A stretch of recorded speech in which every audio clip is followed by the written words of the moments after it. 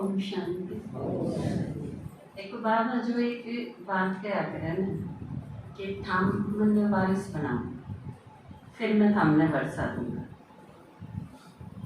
तो अगर सही देखा तो यह कथा बिल्कुल सिद्ध करे है इस चीज में।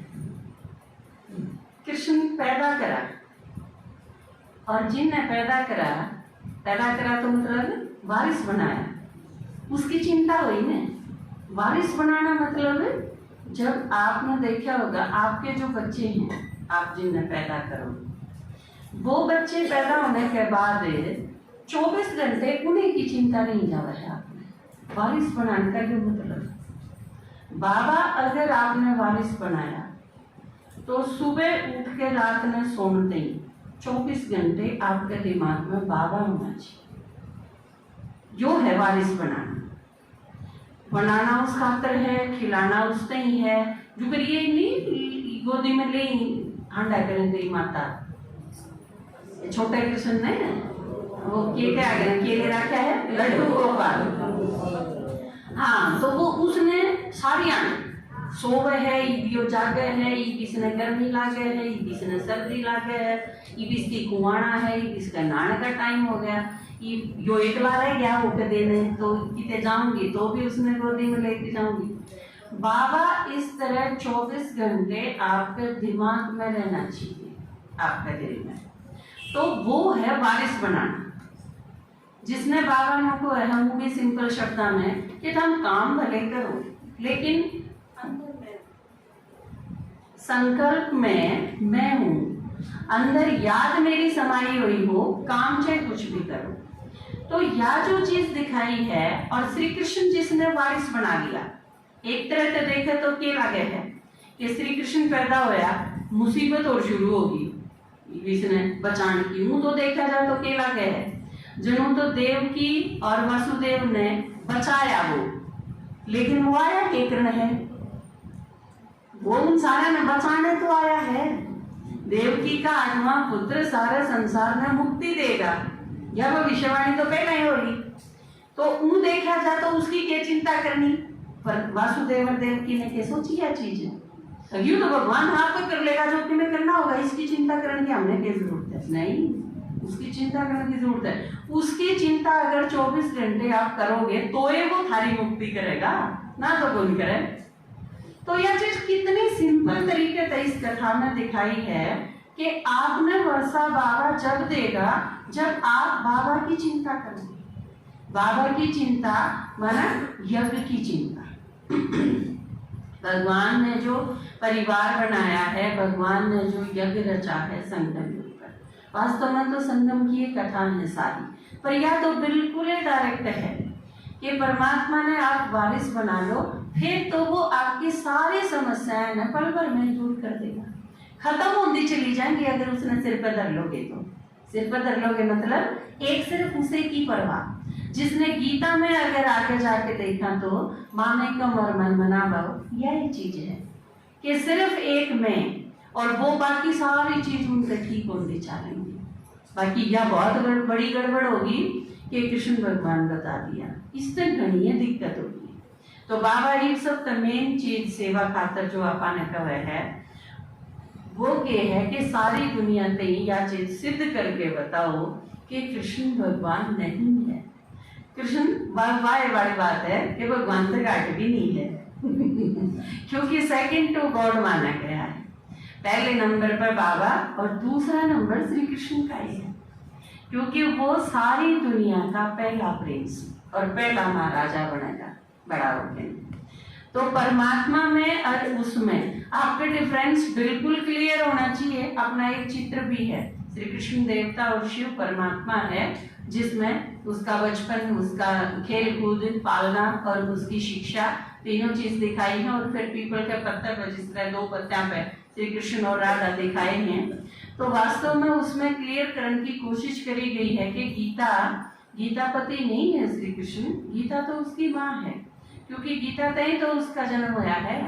गीता नहीं सुनाई, ज्ञान नहीं सुने बाबा, ब्रह्मा बाबा ने अगर ज्ञान नहीं सुना होता तो श्री कृष्ण क्यों कर बने। आप सारे देवी देवता क्यों कर बनोगे ज्ञान सुन के। तो ज्ञान क्या है, गीता। ज्ञान तो है गीता, चाहे गंगा कहो चाहे गीता कहो, दोनों ज्ञान हैं।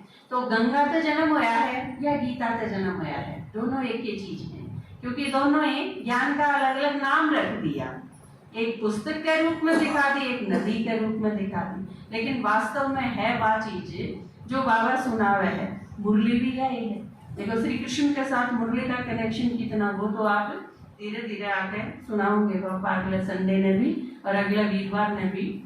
बाकी कृष्ण के बारे में लिखा है ना, कृष्ण क्यों भगवान बताया, जाम्या पाड़ा और पटाया, जाम्या पाड़ा और पटाया, कुआया क्यों वो मक्खन चोर कंस का। हूँ तो बेइज्जती वर्गी बात लागे है, मैं दूसरा का माखन चोर के खाया करता, अच्छी बात तो को नहीं दिखती। गोपियां के वस्त्र चुरा लिए, गाया के पाछे हांडी गया, ये अजीब सी लागे है सिंपल अगर कहानी के रूप में देखा तो। लेकिन कौन सा मक्खन था, क्यों चोरी करी थी, किस तरह कौन से डांगर चराए थे, ये सारी चीजें प्रतीकात्मक हैं। और जब इन्हें जान लेंगे तो फिर सही लगेगा कि हाँ बिल्कुल सही। कुआया क्यों वो मक्खन चोर कंस का, चल्या क्यों ना जोर जरा सा, करके देखो गोरे सिर पे, क्यों दिखलाया मोर थे वे, उनसे डांगर डोरे चरावे दुनिया,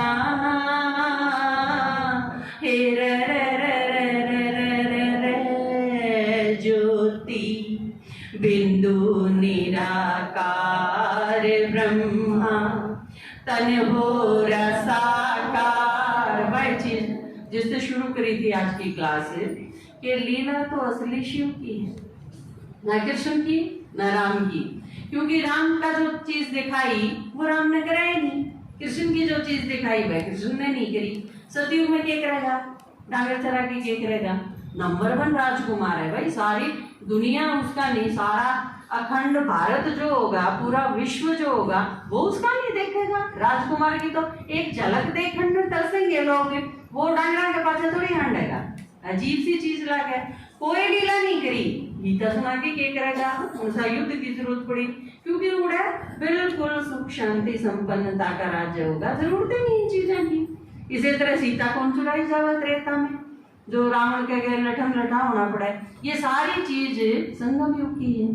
तो सारी लीला शिव की है, लेकिन प्रॉब्लम क्या थी, शिव निराकार है, दिखावे क्यों करे, राम तो लड़ता दिखाना पड़ा है, सीता ने ढूंढता दिखाना पड़ा है, सीता के स्वयंवर दिखाना पड़ा है, ये कृष्ण गीता सुनाना दिखाना पड़ा है, युद्ध के मैदान में, अर्जुन के रथ में, ये सारी चीजें तिकड़मबाजी कर रखी है, लिया में कड़े थे क्यों कर दिखाना।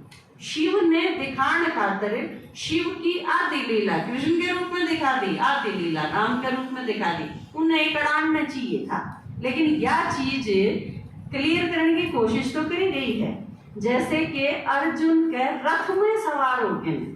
अब अर्जुन कौन था और रथ कौन सा था और क्यों कर उसमें सवार होया, क्यों कर उसका रथ उसने क्या उसका सारथी बना, यह चीज समझेंगे।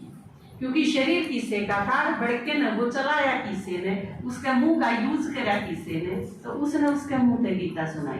जब ज्ञान समझ में आ जाए तो सारी चीज क्लियर हो जाए, नहीं तो बड़ा घोटाला है, समझ में नहीं आ सकता आदमी है। ज्योति बिंदु निराकार ब्रह्मा, तन हो रसाकार बहरी, पावन गंगाधार संगम, युग साचा त्योहार बा